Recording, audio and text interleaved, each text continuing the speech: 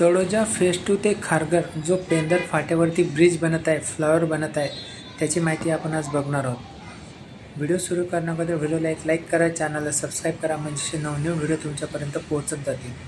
बघा, जो फ्लायओव्हर जे ब्रिजचं काम सुरू होतं खाली, जे NH48 त्याच्या खालून आता वाहतुकीला सुरुवात झालेली आहे। म्हणजे जे NH48 हायवे रस्त्यावरती जो फ्लायओव्हरचं काम सुरू होतं ते आता पूर्ण झालेलं आहे। त्याच्या खालून आता वाहतुकीचा मार्ग मोकळा झालेला आहे, म्हणजे तेथून आता वाहतूक सुरू झालेली आहे।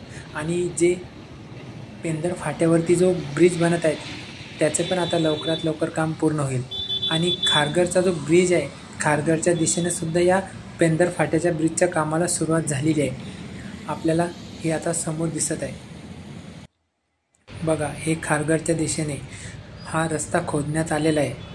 रस्ता मजबूतीकरण करण्यासाठी हा खड्डा खोदण्यात आलेला आहे, जेणेकरून रस्ता जो फ्लायओव्हरवरून जो रस्ता येईल तो सरळ इकडे खारघरला कनेक्ट होणार आहे। बघा, हे समोर आपल्याला या व्हिडिओमध्ये दिसत आहे।